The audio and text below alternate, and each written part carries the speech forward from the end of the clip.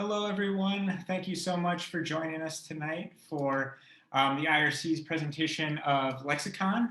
Tonight we'll be discussing the Arabic language, and very excited to have you all join us.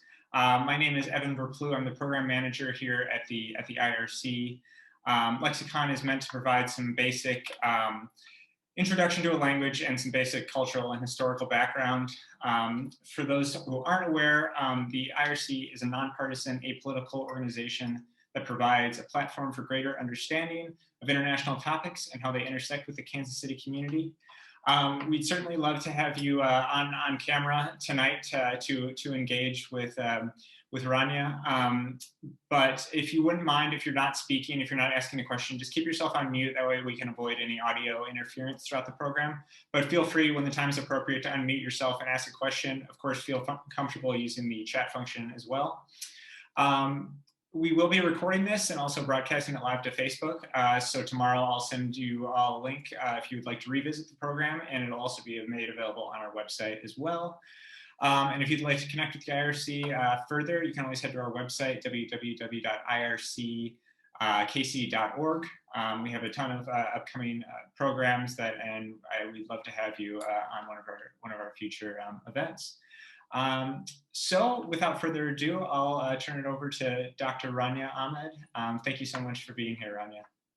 Yeah, thanks guys. So I'm gonna share my screen. I've got a PowerPoint to help us get going here.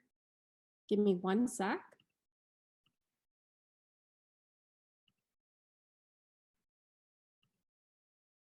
So can everyone see it? Awesome. Okay, so a little bit about myself. My name is Ranya Ahmed. I was born and raised in Bahrain, or Bahrain, which is a small island nation in the Persian Gulf, and Arabic is our national language. I moved here when I was 17 to go to university. So I've been here a while now, but English is widely spoken, and I sound like my English teacher who was from Kansas.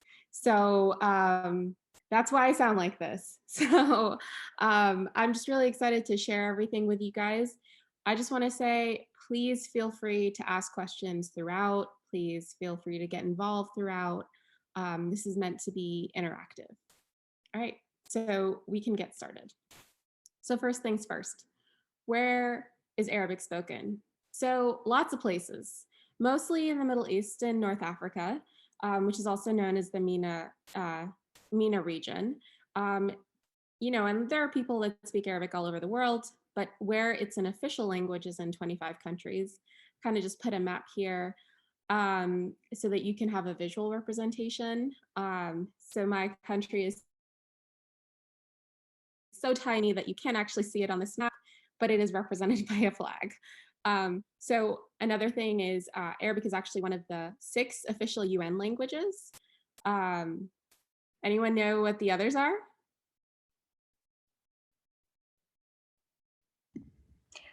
For the UN languages, it's French, English, Spanish, Chinese.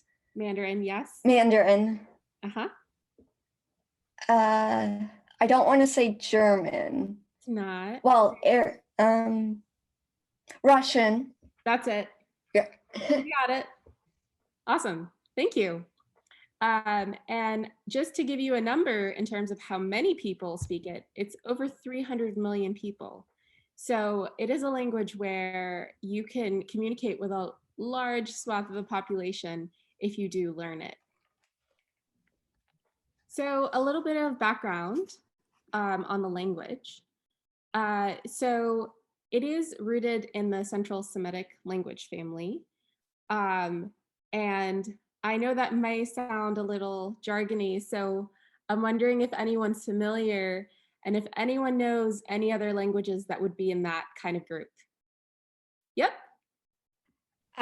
Hebrew is, those are the 2 main living Semitic languages, but there are like other more indigenous languages spoken in Pakistan and that whole area. So, but the main ones are Hebrew and Arabic. So it's Hebrew, Arabic, Aramaic, and Phoenician are the group of languages in this. The ones that are spoken in modern day, as you said, are Arabic and Hebrew. So the Arabic language actually evolved from Aramaic, and it was that happened over time, but mainly with people in the Arabian Peninsula, specifically the Bedouin people, which is a nomadic group of people, which is my background. And another way that the language spread also was that through religion. So Islam requires prayer in Arabic. So as the religion spread, the language spread alongside it. The language obviously has continued to evolve, and there are a couple things with Arabic. So you know that when I talk Arabic, I don't sound like any of those places, any of those other countries. It's because there's a couple of versions of Arabic. One is Ammi, which means casual or commonplace, which basically is you sound like where you're from, and that's your local speak, that's your dialect, however it is, there's local influences. But the written language is consistent. So someone in Morocco is going to write the same way that someone in Tunisia is going to write the same as someone in Kuwait is going to write. The written language, there's a lot of rules in Arabic writing, so the written language has stayed consistent. So that is something to know about Arabic, that if you learn this written Arabic as a non-native speaker, it's actually easier because then anyone can understand you. Because depending on where you are, the local dialect may be difficult to understand. And local dialects can sometimes mix in other languages. So there's a history of colonial takeovers in this region. So there's French influences, there's Portuguese influences, and Spanish. So there's all sorts of mixed up dialects within the region. Okay. So the alphabet. There are 28 letters in Arabic. And even though this is a visual of the letters, they're actually very different depending on where they are in a word. They can change shape. That's what makes it really difficult to learn the alphabet, because even if you have recognized the letters, they will look completely differently depending on the word. And there are rules about which letters can be joined and which can't. Sorry, it's cut off here, but it says at the bottom that the Arabic alphabet, and you read the other side, the other way, like opposite to English. And there are some letters that exist in English that don't exist in Arabic. Does anyone know what those letters are?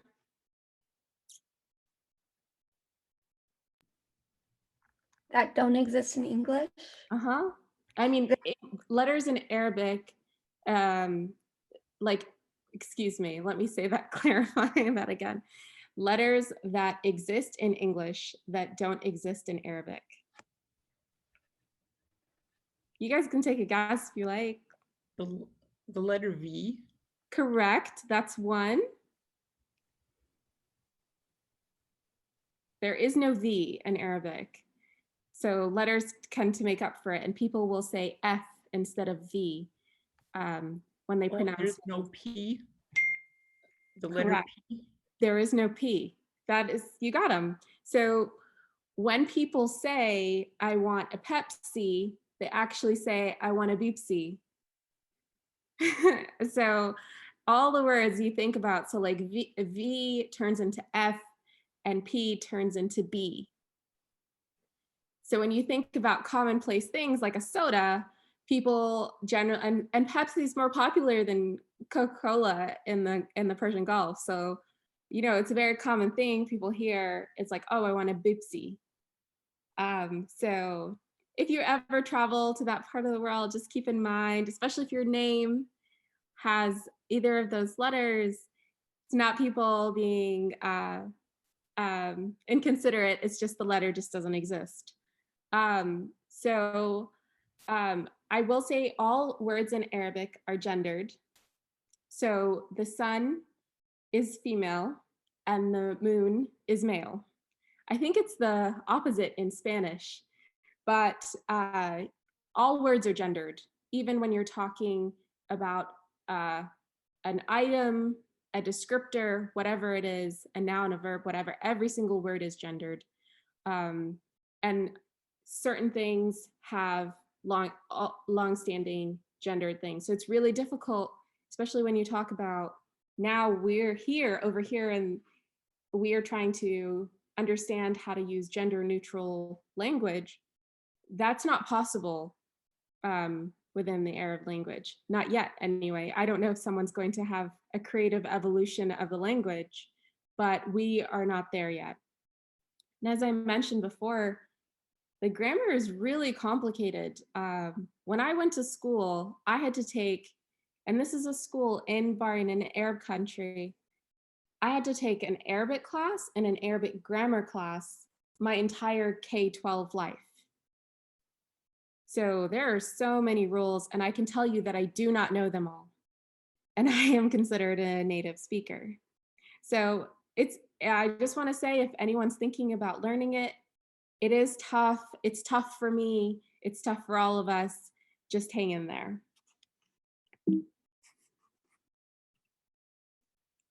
Please feel free to stop me if you have any questions. I am rolling through this way faster than I expected. So I want to talk about influence in other languages. Oops. So there are Arabic influences in lots of different languages. In Persian, also known as Farsi or Turkish, Bosnian, Spanish, lots of different languages. This is not a comprehensive list. But I want you to think about words that you know. Alcohol is al-kahl, and that is the Arabic word. And anything you see with an al, which means the in Arabic, generally has an Arabic root. Sugar is sukkar, and it's very similar in all the Romance languages as well. It derives from the Arabic word for sugar. The Arabic word for cotton is qatan, which is again super similar, and they're all derived from that Arabic root. So I was just wondering if anyone knew any other words. Algebra. I'm so sorry, I can't hear you. Could you speak up a little? Algebra. Algebra, correct. Yes. Yep. Alabama. Helps. I'm sorry? Alabama. You know, it helps when you're the center for a long time. The Arab world was the heart of knowledge and Renaissance in the world. So the libraries were all in Arabic, and scholars from around the world were invited to come and study there. So the language kind of spread in that form as well, through the spreading of knowledge holistically. So, but yeah, look out for those words. You can pay attention to them now that you think about the roots of the words that you might come across them. And Spanish words have algodón is cotton. Yeah, it's very similar. Actually, I'm gonna come to Spanish, right? I want to just ask now, do you know what the Spanish word for pants are? Pantalones. Right, and in Arabic it's pantalon. How about shirt in Spanish? I'm so sorry, you're on mute, I think. Camisa? Camisa, and in Arabic it's qamis. So that's another root. So it's pretty cool because you can recognize it. My best friend's from Peru. Sometimes I hear her talking to her folks and I think, oh, I know what they're saying, and it's not because I know Spanish. So it's pretty cool to see those languages kind of mix in with each other. So I just put together a selection of words and phrases here. So this is one of my favorite sayings, ism ala musamma. And this basically means you're named after your name. So in Arabic, all names have meaning, whether it's the root of your name or if it's your name that can be used in plain language. So I put an example here.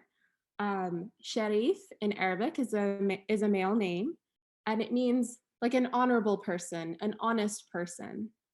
And that is a word that we use in everyday language, but it's also a name. And when a person with that name acts in that way, we say ism ala musamma. And this is generally a compliment, but if you have a more interesting name, sometimes it can be an insult. So really the beauty of it is to just say, oh, your parents did a good job because you ended up with the appropriate name. It's just a very common thing that people say. And it's a really nice thing to say to someone when their name means something very special. So it's just, if you meet someone or you have a friend and you ask them the meaning of their name because they'll know it. It's something very culturally important. So I would highly recommend that as a nice introductory question when you meet someone from the Arab world. Another phrase I wanted to share with you guys is Muscatrazi, which basically means where my head fell. And it's just a way of saying where you were born. And that's how people, in a very fancy way, describe where they're from. It's actually a line from a very famous old poem that people now use when they're in snootier company. But it's a nice one to know because it's a very poetic way of asking and responding to where you're from.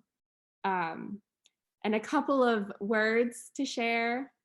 Yalla is probably the most important word to know, especially if you're ever traveling to the Arab world. It means a lot of different things.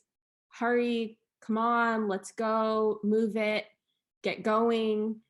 And you will hear people yelling this all the time, no matter where you are, no matter what age the person is, no matter what kind of company you're in, whether you're at the theater or in the market. So just remember that one, because that if you don't remember any of the others, that one's a good one to know. And then I just put like a couple of words of endearment here. Habibi and Habibti, the male and female version. It's a very common way that people say sweetheart, honey, and people say this to their kids, to their partners, to their parents, whoever. It's just a very normal, like casual term of endearment that applies to anyone of any age, of any social status. So also very common words you'll hear if you travel to that part of the world. So does anyone want to know something, how to say something that isn't on here? Obviously, this is very limited in terms of what to say. Is there some words you were interested in knowing? You could speak up if you would like anything. How about thank you? Did I miss it? No, it's not on here. Thank you is shukran. Shukran. Yeah, think S-H-U-K-R-A-N, shukran. Mashi. I'm so sorry? Mashi. What's that? It's an Arabic word. Mashi is like That, I think this, not so much as a formal thank you. Shukran. Shukran is like anywhere, again, that's a written Arabic word too, so that will work any country in the Arab world. Shukran is the formal way to say it. There are a million other ways to say thank you in a casual sense, just like we say in English, like, oh, I got you. Oh, it's all right. No worries. There's a lot of ways to say thank you. And I appreciate it. Got it. You're welcome. Thank you. There's different ways. But thank you, informal, is shukran. The response, you're welcome, is afwan. Like think A-F-W-A-N. Afwan. So that's a basic, that's a good one. That's a good phrase to know, both thank you and you're welcome. And that is one of the things that you don't have to change when you're talking to a man or a woman. So those are easy to remember. But hungry. I'm hungry. That depends if you're a man or a woman. So for you, it's ja'an. The letter a doesn't exist in English, but it's like from the bottom of your throat, like ah, ja'an. But if you want to try and say it, like think of a double A, like ja'an. Mm-hmm. If it's a woman, you say ja'ana. Yeah. Also, very good one to know because Arabic food is delicious.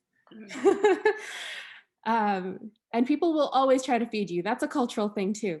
So prepare yourselves for that if you ever go to that part of the world. Everyone will try to feed you. I think lunch on the weekend at my house takes about 3 hours. And that's pretty normal. And I also will say that people talk with their hands a ton. I have to control myself. I should remember that not everyone's used to it, but that's also very cultural. I would say across the board as well. People very much talk with their hands. Related to this, sorry. okay, I was going to say related to this. What about how much does this cost? That's the easiest one. Kem. That's it. Kem. Oh, Kim. Okay. Like K-A-M. That's the written word for it, like written Arabic word, so that'll work everywhere. And it basically means how much. And you can say like, how much is this or how much is that? But that word is enough to get you a price. But I'll tell you as an example of a dialect change and Fusha, which is written, versus Ammi, which is informal, is in my country, we say chem instead of kem. In the Gulf, you would say chem. Most Gulf countries, you would say chem. But in written, you'd say chem. But because the written is across the board, you're safer with that. So no matter where you are in an Arab-speaking country, that'll work for you. How do you say?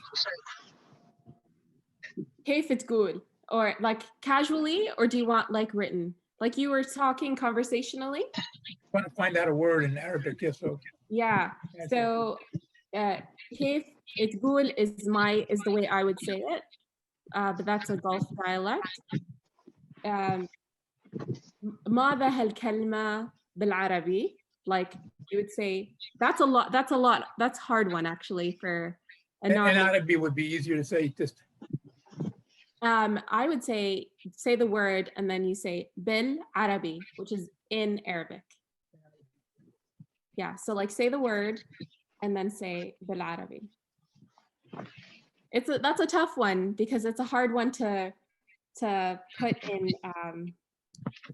short language that a non-native speaker will be able to say because it's a sentence. But it's a good one. That's a good workaround. Yes. I have a question. I had heard the word I miss you and it started with asht. Wahashtini or wahashtni. If I you ashkanok. No. Mishtaqa lak. Does that sound right to you? Might. There's lots of ways to say I miss you. Okay. There is in Arabic, there's actually, I think it's a very beautiful phrase, which is wahashtni for a man. To a woman, you say wahashtini. And it doesn't mean literally, I miss you. It means I miss your face. Like, but it's like the root of the word is also like harsh because it's meant to show the sentiment. It's more of an idea than a word, so it's hard to translate. But when you really, really miss someone, you don't say the literal I miss you. You would say this word instead. So that's the way to like really, really express that you've missed someone. There's also like missing someone is actually a verb. So the actual word is shog, shok, like SHOUK. In my dialect, it would be, we say the G instead of the K, shok, or shog. But it's also like, there's a lot of really beautiful conceptual words in Arabic that don't translate well. Like a local word for in the Gulf area is متخرعة, which means I'm obsessed, I'm enraged, I don't know how to deal with this. But it actually, literally, the root of the word is fear. So it doesn't make sense, you know, some things just don't translate. You know, I've tried to translate what a hater is to my mom. That doesn't exactly translate. Because in English it means something, right? It doesn't just literally mean what it says. Forgive the example, but that's the only kind of immediate thing that comes to mind. So it's important to remember that there are a lot of things that don't translate well. I know this is across the line with all languages, but there are some really beautiful conceptual words. And one of my favorites is nefes, which literally means breath.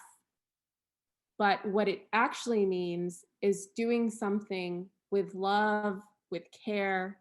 So when someone makes a good meal, the compliment you give them is, oh, you made this with nefes. Like you, again, you can't, it doesn't make sense to say you breathed a meal, but in Arabic that means you made this with care and thoughtfulness and love. So there's some really great conceptual words. Yeah. Any more? I know I can't see everybody in this little thing, but if you have So any. what's a common greeting word like hello in English? So marhaba. Marhaba is like a standard written Arabic word that you can use absolutely everywhere, and it's very casual, and it can be used in formal spaces too. So like marhaba, marhaba. The H sound is supposed to be like a ha, like that sound you make when you eat something that's really hot. That letter I know doesn't exist in English, but it's very acceptable to say marhaba, like with an H instead of that sound. Everyone will know exactly what you're saying. For the younger crowd, they say hela, which is the casual way to say hello and the very informal way to say hello. So hela. Usually you wouldn't say that to an older person or to your parents, for example. You'd be a lot more formal, but friends with friends, especially younger people, that's a very common word too, to say hello. When would you use salam? Salam alaikum. Salam alaikum is very formal. And it's perfect for any situation. So if you want to greet a group, it's the most appropriate because it means it includes everybody. If you want to greet older people that like guests, so it's very appropriate in every situation. Younger people will often just say salam, like the short version, when they use that greeting. But again, that's not something you would say to when you walk into your grandparents' house. You would say the full salam alaikum. And you know the response, right? No? It's the same thing back. So it's wa alaikum assalam. So it's very similar. And that it's just a way of acknowledging each other. And like I said, that's perfectly appropriate in any situation. Anyone have any more questions? What does Ranya mean? So the root of it's a root name. So it's not a literal name that you use on a regular basis in everyday language. but it's rooted for me. I'm from an island country. There's 32 islands, and my name means Bride of the Sea, which is something I'm very, very proud of because I grew up with the water, and that's a big part of who I am. So yeah, but it's really nice. Knowing that name connects me to that in lots of different ways, not just because of the language, but because of the meaning. And parents are often very deliberate about their kids' names and what they mean. It's a hope, or it's a reflection of where they're from. They're in Bahrain because of our economy. It was before oil. It was pearls, and in Arabic there are lots of names for pearls depending on their size, their coloration, and a lot of the names in the Gulf, because of the pearl industry, are pearl names, like Dana, which is a name in English is Dana. In Arabic, Dana. Dana is a big pearl. Like, it's a way to describe a big pearl. And if you have a Dana, that's very special. So Lulwa is just a pearl, not a big pearl. La'alet is lots of pearls. And all of these are women's names. And they're very, very common in the Gulf because they're a reflection of the identity of our countries. Yeah, so if you ever decide to pick an Arabic name, remember that the meaning of the name is equally as important as how you find it in sound. How often would you return back home pre-pandemic? Well, I try to go home once a year. I used to be, before the last few years, I was on an academic schedule, and it made things a lot easier. Now that I have a quote unquote real job, I have, it's much harder to get away because it takes about 24 hours to get home. So it is a long journey if you are considering going over there. But the beauty of it is a lot of the Gulf airlines, specifically in the Emirates and Qatar, they have direct flights from the States straight to the Gulf. So it's a very easy to get there, but it's long. It's a long journey. Yeah, but I would highly recommend it.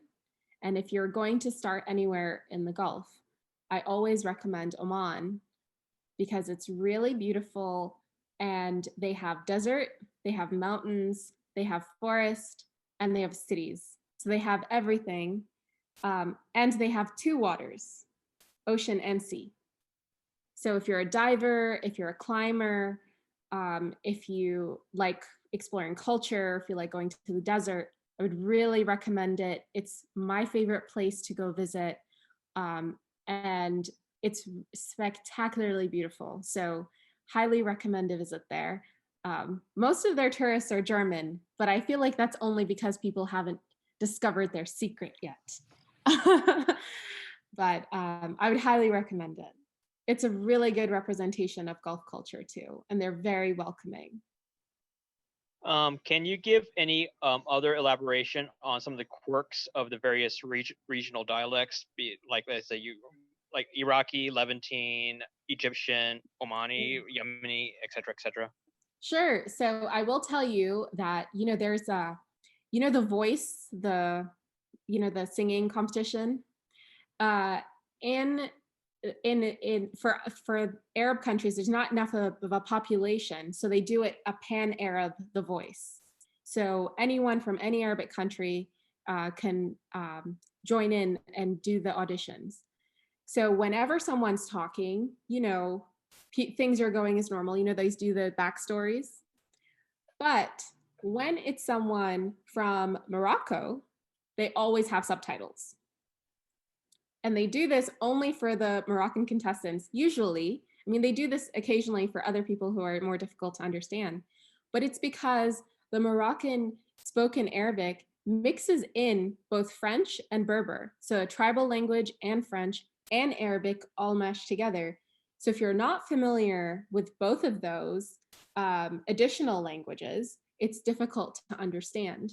So it's often considered one of the most difficult dialects to understand as a non-Moroccan speaker because of those mixture of languages.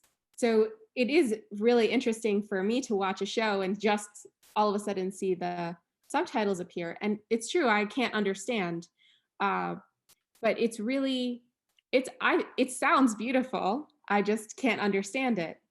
But say they were to speak again in the written, I would understand them perfectly. Something, people say letters that other places don't say. So for example, the word for hazelnut in written Arabic, it's bundaq, right? But if you go to Lebanon, Jordan, Northern Arabic countries, they'll say bunda. They'll skip it. The Q at the end, it'll turn into an A. So that's just a quirk that only they do, the rest of us don't. And then if you go to Egypt, they say their G as a G. So any word that we would say G, they would say G. So it's instantly recognizable that someone is Egyptian because only Egyptians do this. And most of the movies, especially when I was young, came from Egypt. So everyone is very familiar with Egyptian accents. So that's also another thing to remember, is that our film industry was rooted there. It's also the secondary market in Kuwait, and there is some in Lebanon. So these three countries, people are very familiar with how their dialects are and how they sound, because they're the center of the TV and movie production.